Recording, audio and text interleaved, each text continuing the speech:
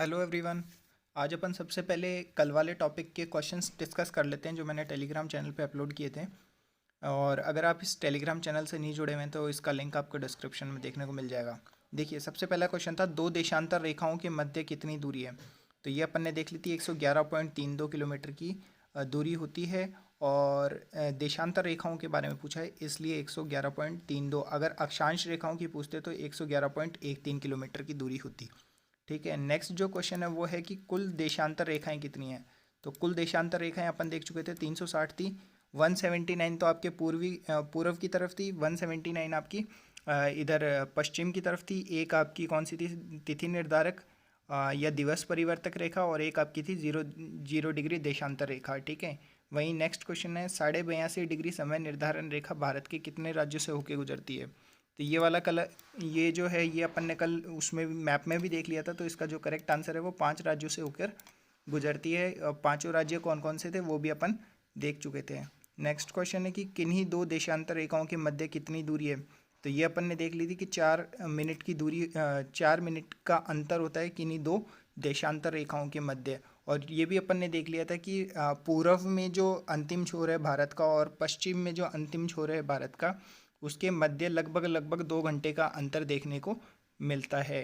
तो और नेक्स्ट जो क्वेश्चन है वो आपका है कि पूर्व से पश्चिम भारत की लंबाई कितनी है। पूर्व से पश्चिम बात करें तो 2933 किलोमीटर की है, और वहीं उत्तर से दक्षिण की बात करें तो 3214 किलोमीटर की है। तो ये थे कल के अपने टॉपिक के इम्पोर्टेंट क्वेश्चंस। चलिए आप चलते हैं अपने आज के नए टॉपिक पे।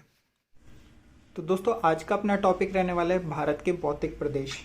बात करें तो इसको फिजिकल स्ट्रक्चर ऑफ इंडिया भी बोल सकते हैं। भारत के भौतिक प्रदेश में आप एक चीज़ देख लीजिए कि भारत के भौतिक प्रदेश को अगर बात करें भौतिक दृष्टि से, मतलब फिजिकल वाइज बात करें तो भारत को 4 भागों में विभाजित किया है। भौतिक दृष्टि से अगर बात करें तो भारत को 4 भागों में विभाजित किया है। कौन कौन से वो 4 भाग हैं देखिए। सबसे पहला तो आपका है हिमालय। दूसरा जो आपका है वो है गंगा ब्रह्मपुत्र मैदान।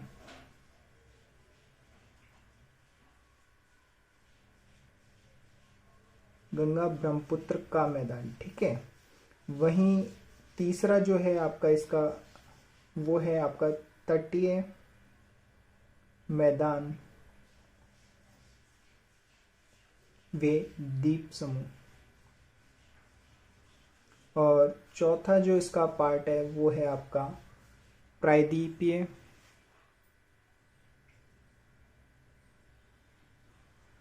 प्रायद्वीपीय पठारी भाग। ये 4 पार्ट में विभाजित किया है भारत को भौतिक दृष्टि से। वहीं अगर बात करें बनावट के रूप में एक और इसका विभाजन किया गया है, वो है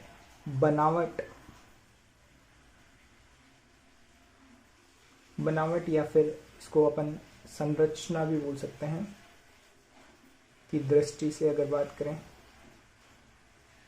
इसको 6 भागों में विभाजित किया है। कौन कौन से 6 भाग हैं देखिए। इंडिया को कितने भाग में विभाजित किया गया है? 6 भाग में। पहला कौन सा है आपका? पहला वही हिमालय। दूसरा कौन सा है आपका? दूसरा है गंगा ब्रह्मपुत्र का मैदान। वहीं जो तीसरा है वो आपका है तटीय मैदान। चौथा है आपका द्वीप समूह।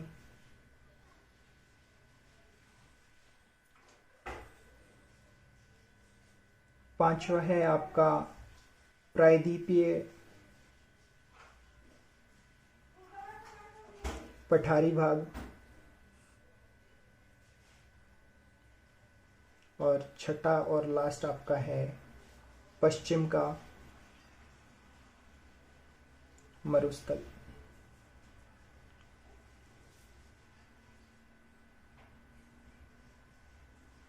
देखिए, कितने भाग में विभाजित किया है? भौतिक दृष्टि से बात करें तो 4 भाग में विभाजित किया है। कौन कौन से? हिमालय, गंगा ब्रह्मपुत्र का मैदान, तटीय मैदान व द्वीप समूह, और चौथा है आपका प्रायद्वीपीय पठारी भाग। वहीं अगर बात करें बनावट या फिर संरचना के तौर पर इसको 6 भागों में विभाजित किया गया है। कौन कौन से हैं? हिमालय, गंगा ब्रह्मपुत्र का मैदान, मतलब देखिए एक तो ये आपका इसी में आ गया, हिमालय आ गया, फिर गंगा ब्रह्मपुत्र का मैदान आ गया, फिर इसको 2 भागों में विभाजित कर दिया, एक तो तटीय मैदान बना दिया और एक द्वीप समूह, और फिर प्रायद्वीपीय पठार और लास्ट आपका पश्चिम का मरुस्थल। तो ये 6 भाग में विभाजित किया गया है बनावट और संरचना की दृष्टि से। अब अपन को क्या करना है? अपन को एक एक टॉपिक लेके चलना है। सबसे पहले अपन बात करेंगे हिमालय की, उसके बाद में गंगा ब्रह्मपुत्र, फिर सारे के सारे टॉपिक कवर करने वाले हैं। आज के अपन इस वीडियो में सबसे पहले कवर करेंगे हिमालय पर्वतमाला या हिमालय पर्वत श्रृंखला। तो चलिए सबसे पहले बात करते हैं हिमालय पर्वतमाला के बारे में। हिमालय, तो जो हिमालय है वो उसके बारे में देखिए। सबसे पहले एक चीज याद रखिएगा कि हिमालय की उत्पत्ति आज से लगभग 1.5 से 2 करोड़ वर्ष पूर्व एक काल था, एक समय था जिसको अपन अल्पाइन काल के नाम से जानते हैं, अल्पाइन युग के नाम से जानते हैं। अल्पाइन युग के समय हुई। तो हिमालय की उत्पत्ति कब हुई? आज से करीबन 1.5 से 2 करोड़ वर्ष अल्पाइन युग। ये डायरेक्ट क्वेश्चन पूछ लेते हैं कि हिमालय की उत्पत्ति कब हुई, तो अल्पाइन युग के समय हिमालय की उत्पत्ति हुई। दोस्तों ये काफ़ी इंपॉर्टेंट टॉपिक है, तो इसको बड़े आराम से अपन सारी चीज़ें इसमें समझते चलेंगे। तो अल्पाइन युग के पर्वत कौन कौन से थे या पर्वत कैसे हैं? तो एक चीज़ ये देखिए, हिमालय का तो अपन को पता चल गया कि अल्पाइन युग का है, तो और कौन कौन से युग थे? तो देखिए पर्वत के, यहाँ पे इसको देख लीजिए, पर्वत के युग या पर्वत निर्माण के युग लिख लीजिए, पर्वत निर्माण के युग। ये क्रम याद रख लीजिएगा, कई बार क्रम पूछ लेता है अगर आप किसी बड़े लेवल एग्ज़ाम की प्रिपरेशन कर रहे हैं, यूपीएससी वगैरह की, तो इसमें कई बार क्रम पूछ लेता है। तो आपका सबसे पहला था चर्नियन युग के पर्वत, मतलब सबसे जो पुराने पर्वत थे वो आपको चर्नियन युग के पर्वत देखने को मिलेंगे। उसके बाद में अपन बात करें कैलिडोनियन युग के पर्वत, ठीक है। नेक्स्ट कैलिडोनियन युग के पर्वत हो गए, ये क्रम याद रख लीजिएगा। तीसरा जो है आपका वो हर्सिनियन युग के पर्वत। तो ये आप 3 युग देख चुके हैं। और चौथा जो है आपका, और नवीन युग भी कहा जाता है इसे, वो है आपका अल्पाइन, जो अपन देख चुके, अल्पाइन युग के पर्वत। तो जो आपका हिमालय पर्वतमाला है वो नवीन युग का पर्वतमाला भी बोल सकते हैं उसको, या फिर अल्पाइन युग का पर्वतमाला। यहाँ से डायरेक्ट 1 लाइनर क्वेश्चन निकल जाता है। तो ये तो अपन ने देख लिया कि जो हिमालय है वो 1.5 से 2 करोड़ वर्ष पूर्व अल्पाइन युग के समय का है, ठीक है। अब देखिए कि हिमालय पर्वत बनने का कारण क्या है, कैसे ये बना, ठीक है। तो इसके लिए आप एक चीज़ देखिए कि आपको पता है जो पृथ्वी है वो अलग अलग प्लेट्स में बटी हुई थी पहले। तो 2 प्लेट हैं, उनका नाम याद रख लीजिएगा। एक का नाम है आपका यूरेशिया, और दूसरी जो प्लेट है आपकी वो है इंडो ऑस्ट्रेलियन प्लेट। इन दोनों प्लेट के आपस में मिलने के कारण, आपस से टकराने के कारण जो है हिमालय पर्वतमाला की उत्पत्ति हुई। कैसे टकराई वो भी मैं आपको बताता हूँ। देखिए जो ये प्लेट है, इसको एक सेकंड प्लेट कर लीजिएगा। जो ये प्लेट हैं वो प्लेट अपनी गति से चलती रहती हैं। तो प्लेट जो हैं उनकी गति कौन कौन सी है वो एक बार देख लीजिए। प्लेट जो है इनकी 3 तरीके की गति होती है। प्लेट होती क्या है? ये होता है पृथ्वी का ठोस भाग, पृथ्वी का ठोस भाग। ठीक है, प्लेट कितने प्रकार की होती हैं? 3 प्रकार की इनकी गति होती है। प्रकार प्लेट की गति लिख लीजिए आप। 3 प्रकार की इनकी गति होती है। कौन कौन सी गति? जिनके कारण ये आपस में टकराने से या फिर टूट जाने से जो है हिमालय या फिर पर्वत श्रृंखला या फिर पहाड़ियों की उत्पत्ति होती है। तो गति कौन कौन सी है? सबसे पहली जो गति है आपकी, इसको बोलते हैं अभिसारी गति। अभिसारी गति में क्या होता है कि जैसे 2 प्लेट हैं, वो आपस में अगर सेम डायरेक्शन में आ रही है, आपस में एक दूसरे के ऑपोजिट डायरेक्शन में आ रही है, जैसे एक प्लेट यहाँ से आ रही है, दूसरी प्लेट यहाँ से आ रही है, तो ये आपस में टकराने के कारण जो है यहाँ पर पहाड़ या पर्वत या श्रृंखला का उत्पत्ति होती है। दूसरी जो गति है प्लेट की, वो गति है आपकी अपसारी। अपसारी जो गति है, वो गति में क्या होता है कि ये ऑपोजिट डायरेक्शन में होती है, एक इस तरफ जा रही है, एक इस तरफ जा रही है, जो बीच से है वो टूट जाता है। उसके कारण भी जो इसमें पर्वत का रूप ले लेता है, जो पत्थर होते हैं, ये ठोस भाग होता है, वो पर्वत का रूप ले लेता है या पहाड़ी का रूप ले लेता है, तो वो भी एक तरीके की प्लेट की गति है। तीसरा जो है वो ये है कि वो जैसे तीसरे को कहते हैं संरक्षी गति।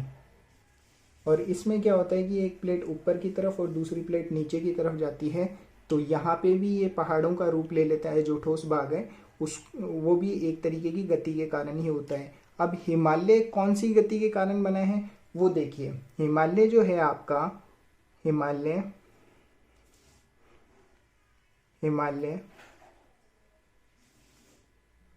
जो है, हिमालय आपकी अभिसारी गति से बना है, गति के कारण बना है। इसको मैं आपको समझाने की कोशिश करता हूं। देखिए, तो देखिए मैं थोड़ा सा एग्जांपल आपके लिए लेके आया हूँ। मान लीजिए ये जो आपकी प्लेट है, ये आपकी इंडो ऑस्ट्रेलियन प्लेट है, और ये जो दूसरी प्लेट है ये आपकी यूरेशियन प्लेट है।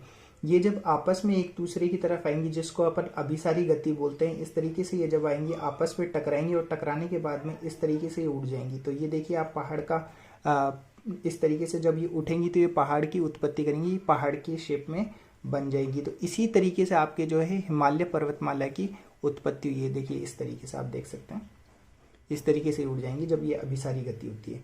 और अपसारी गति जो होती है, उसमें ये प्लेट आपस में इस तरीके से खींची जाती हैं और इस तरीके से उड़ जाती हैं, खींचते खींचते इस तरीके से।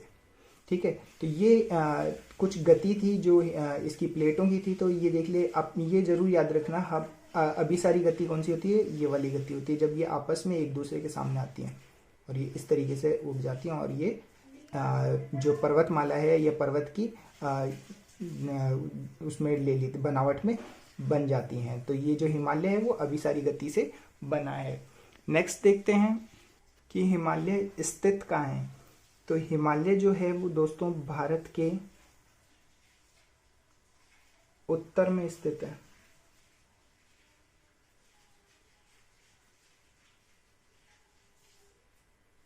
भारत के उत्तर में स्थित है। वहीं अगर बात करें पूर्व से पश्चिम में 2500 किलोमीटर तक फैला हुआ है हिमालय। भारत के पूर्व से, भारत के मत लिखिए क्योंकि ये कुछ एक भाग इसका नेपाल, आपका भूटान और चाइना में भी देखने को मिलता है, तो आप देख लीजिए, उसको देख लीजिए। जो हिमालय है पूर्व से पश्चिम में 2500 किलोमीटर तक फैला हुआ है। ठीक है, नेक्स्ट जो है वो आपका है कि इसकी चौड़ाई कितनी है। तो नेक्स्ट देखिए, हिमालय लगभग 160 किलोमीटर से लेकर 400 किलोमीटर तक इसकी चौड़ाई है।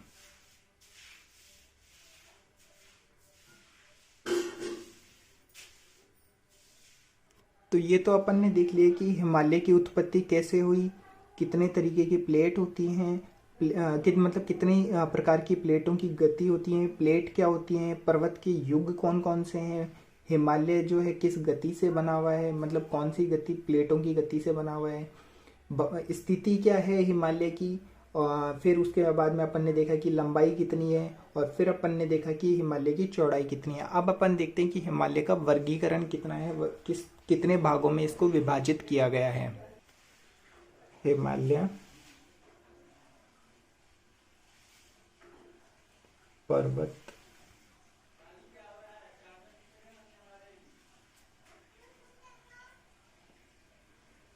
पर्वतमाला का वर्गीकरण। तो हिमालय जो पर्वतमाला है दोस्तों, इसको 4 भागों में विभाजित किया गया है। कौन कौन से 4 भाग हैं वो आप देख लीजिए। सबसे पहला है आपका ट्रांस हिमालय,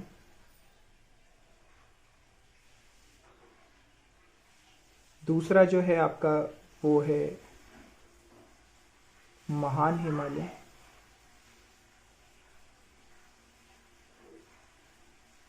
तीसरा जो है आपका वो है लघु हिमालय,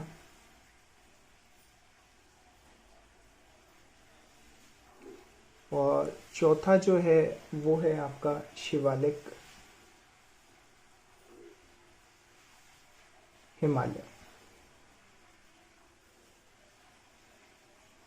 वर्गीकरण में आपने देखा कि हिमालय को 4 भागों में विभाजित किया गया है। कौन कौन से? ट्रांस हिमालय, महान हिमालय, लघु हिमालय और शिवालिक हिमालय। साथ ही आप इनके कुछ नाम और याद कर लीजिए, क्योंकि कई बार जैसे डायरेक्ट ये नाम नहीं देखकर कुछ और नाम से पूछ लिया जाता है, तब आप लोग कंफ्यूज हो जाते हैं। तो एक चीज़ देखिएगा कि ये जो ट्रांस हिमालय है, इसी हिमालय को आप परा हिमालय भी बोलते हैं, या फिर इसको आप जो है तिब्बत हिमालय के नाम से भी जानते हैं। वहीं अगर बात करें महान हिमालय की, तो जो महान हिमालय है इसको आप वृहद हिमालय के नाम से भी जानते हैं, या फिर हिमाद्री के नाम से भी जानते हैं।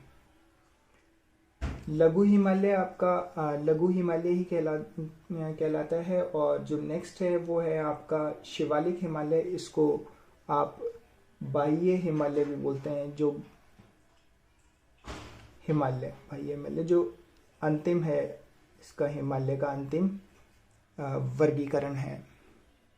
तो कई बार आपसे इनसे दूसरे नामों से भी पूछ लेते हैं, तो ये जरूर देख लीजिएगा, काफ़ी इम्पोर्टेंट है। जैसे कई बार पूछ लेते हैं तिब्बत हिमालय के कितनी श्रेणियां हैं, तो वो भी आपको पता होना चाहिए कि तिब्बत हिमालय है कौन सा। तो तिब्बत हिमालय आपका ट्रांस हिमालय।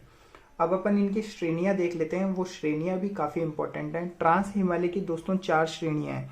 मैं आपको फ्लो चार्ट से समझा रहा हूँ ताकि आपको इजीली याद हो जाए। तो ये देखिए, जो ट्रांस हिमालय है इसकी 4 श्रेणियां। 4 श्रेणियां कौन सी? पहली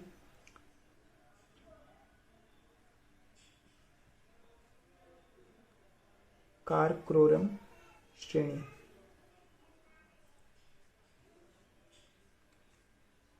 कराकोरम श्रेणी है, ठीक है, कराकोरम श्रेणी। जो आपकी सेकंड है वो आपकी है लद्दाख श्रेणी। जो आपकी तीसरी है वो है जास्कर श्रेणी। और ट्रांस हिमालय की लास्ट जो श्रेणी है वो चौथी, वो आपकी है कैलाश श्रेणी। वहीं दोस्तों महान हिमालय जो है इसकी कोई श्रेणी नहीं है।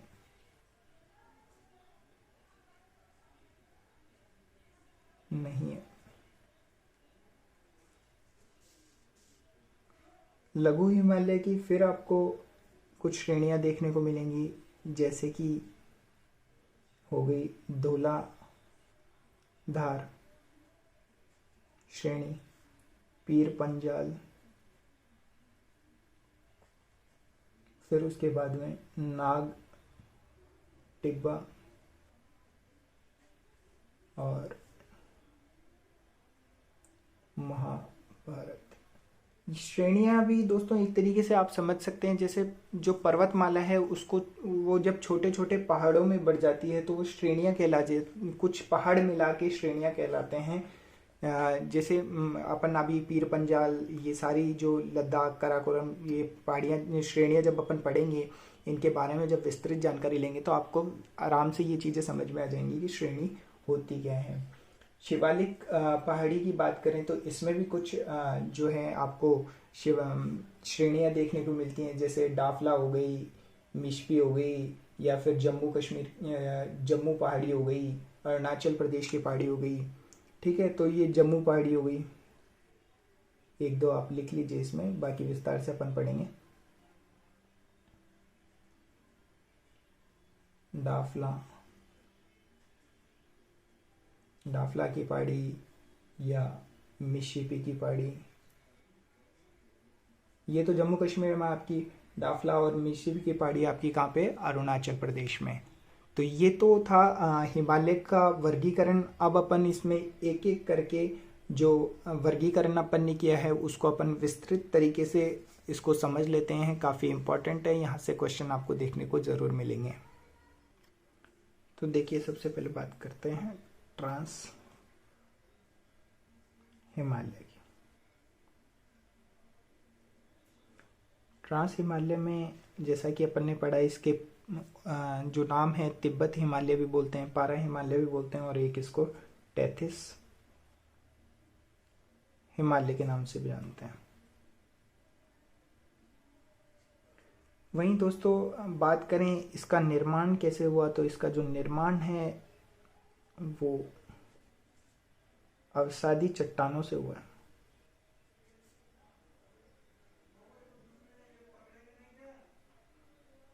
अवसादी चट्टानों से बात करें कि जो यहाँ की वनस्पति के संदर्भ में अगर बात करें ट्रांस हिमालय की, तो यहाँ पर जो वनस्पति है उसका अभाव पाया जाता है। मतलब यहाँ पर किसी तरीके की वनस्पति देखने को नहीं मिलती। कारण ये है कि यहाँ पर बर्फबारी अधिक होती है, तो जो वनस्पति है, जो आपकी वनस्पति होगी उसका अभाव देखने को मिलेगा। रीजन वही कि बर्फबारी यहाँ पे अधिक होती है। श्रेणियां अपन ने इसमें पढ़ ली 4। सबसे पहले बात करते हैं कराकोरम की। कराकोरम श्रेणी की, तो कराकोरम श्रेणी के बारे में आप एक चीज याद रखना, जो इसकी सबसे ऊंची चोटी या फिर हाईएस्ट पीक है, ऊंची चोटी जो है या हाईएस्ट पीक इसको इंग्लिश में बोलते हैं, वो है आपका K2। K2 को अपन गॉडविन ऑस्टिन के नाम से भी जानते हैं, गॉडविन ऑस्टिन के नाम से भी जाना जाता है। और ये K2 है कहाँ पे, ये आपका POK में, पाकिस्तान ऑक्यूपाइड कश्मीर जो इंडिया का पार्ट है उसमें आपका गॉडविन ऑस्टिन है। और यहाँ पर कुछ ग्लेशियर हैं, उनके नाम भी आप याद रख लीजिएगा, जैसे सियाचिन ग्लेशियर है, हिस्पार ग्लेशियर है, बाल्टोरा ग्लेशियर है। ये इस तरीके से कुछ ग्लेशियर हैं, उसके बारे में आप थोड़ा सा एक बार नाम इनका ज़रूर याद रख लेना। उसमें सिंपली पूछ लेता है, जैसे जो सियाचिन ग्लेशियर है वो किस श्रेणी का भाग है, तो कराकोरम श्रेणी का भाग है। नेक्स्ट है आपका लद्दाख। लद्दाख में एक चीज़ याद रखना कि इसकी हाईएस्ट पीक या ऊंची चोटी कौन सी है। जो इसकी हाईएस्ट पीक है दोस्तों, उसका नाम है राका पोशी। डायरेक्ट पूछ लेते हैं आपसे कि लद्दाख श्रेणी का सबसे जो ऊंची चोटी है या हाईएस्ट पीक है वो कौन सी है, राका पोशी इसकी हाईएस्ट पीक है। तीसरी जो आपकी है वो है जास्कर। जास्कर के संदर्भ में एक चीज याद रखना कि इसको ऐसे याद रखना कि लद्दाख और जास्कर श्रेणी के बीचों बीच से, श्रेणी के बीचों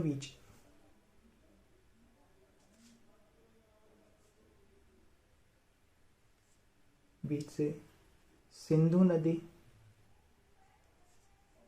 ब्रह्मपुत्र,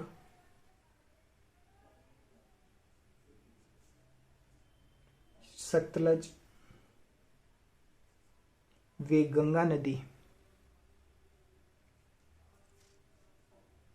नहीं यहाँ पे एक सेकंड इसको रुकिए, सिंधु और सतलज नदी है, ठीक है ना, भारत में प्रवेश करती हैं।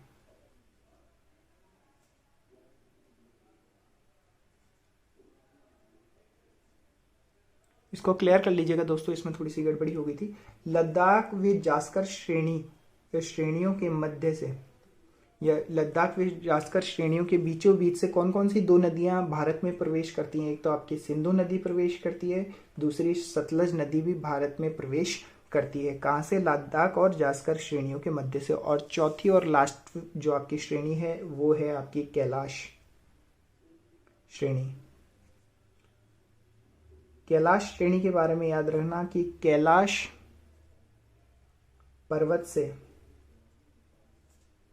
आपकी 4 नदियों का उद्गम होता है, और 4 नदियों का उद्गम होता है। कौन कौन सी 4 नदी? 2 नदी तो अपन ने देख ली, सिंधु और सतलज। पहली तो आपकी होगी सिंधु, दूसरी आपकी सतलज, तीसरी आपकी होगी ब्रह्मपुत्र, और चौथी जो आपकी है वो आपकी है गंगा नदी। तो गंगा, ब्रह्मपुत्र, सतलज और सिंधु नदी का जो उद्गम होता है वो कैलाश पर्वत से होता है। तो ये ट्रांस हिमालय की कुछ इम्पोर्टेंट पॉइंट्स थे कि जैसे काराकोरम श्रेणी के बारे में याद रख लीजिएगा कि सबसे ऊंची कौन सी है, K2 है। और इसकी अगर आप लंबाई की बात करें या ऊंचाई की बात करें, लंबाई नहीं ऊंचाई की बात करें, जो K2 की ऊंचाई है वो 8611 किलोमीटर है। इसको याद रख लीजिएगा, कई बार इसकी जो ऊंचाई है वो भी पूछ लेते हैं। लद्दाख श्रेणी में अपन ने देख लिया कि राकापोशा सबसे ऊंची चोटी है। जास्कर में अपन ने ये देखा कि लद्दाख और जास्कर श्रेणियों के बीचों बीच से सिंधु और सतलज नदी भारत में प्रवेश करती हैं। वहीं कैलाश श्रेणी में अपन ने 4 चीजें देखी कि 4 नदियों का उद्गम होता है कैलाश पर्वत से। कौन कौन सी? सिंधु, सतलज, ब्रह्मपुत्र, गंगा नदी। ठीक है, तो ये था ट्रांस हिमालय के संदर्भ में इंपॉर्टेंट। इसको अपन मैप में भी देखेंगे, लेकिन एक बार इसके सारे जो वर्गीकरण हैं वो अपन पूरा कंप्लीट कर लेंगे ना, उसके बाद में अपन इसको मैप में भी देखेंगे। तो दोस्तों वीडियो ज़्यादा लंबा ना करते हुए इसको मैं आज यहीं क्लोज करता हूँ। कल अपन इसके आगे महान हिमालय, लघु हिमालय और शिवालिक हिमालय के बारे में पढ़ेंगे, और उसके बाद में अपन मानचित्र में भी देखेंगे कि कहाँ कहाँ कौन सा पर्वतमाला है और कौन सा आपके लिए इम्पोर्टेंट है। उससे पहले इसको मैं क्लोज करूँ, आप एक चीज़ इम्पोर्टेंट याद रख लीजिएगा कि K2 जो है वो आपकी कहाँ पर है? POK में है। वहीं अगर बात करें कि भारत में स्थित, क्वेश्चन आ जाए कि भारत में स्थित सबसे ऊंची चोटी कौन सी है, तो इसको ऐसे लिख लीजिए, वेरी इंपॉर्टेंट क्वेश्चन है। तो वेरी इंपॉर्टेंट क्वेश्चन में ये लिख लीजिएगा, भारत में स्थित सबसे ऊंची चोटी कौन सी है आपकी? वो है कंचनजंगा। कंचनजंगा। और ये कंचनजंगा आपकी है कहाँ पर? ये है आपकी सिक्किम में।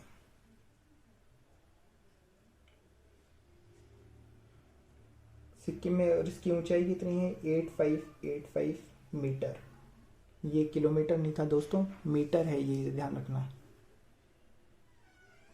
जो POK की K2, जो POK में स्थित K2 है उसकी जो ऊंचाई है वो 8611 मीटर है। वहीं अपन ने देख लिया कि भारत में जो कंचनजंगा है उसकी ऊंचाई कितनी है? 8585 मीटर। POK जो है वो पाकिस्तान ऑक्यूपाइड है, इसलिए अगर आपसे पूछे कि ना POK में स्थित कितनी है या फिर भारत में स्थित कौन सी है, तो भारत में स्थित कंचनजंगा पे आपको टिक करना है। कंचनजंगा 8585 मीटर है।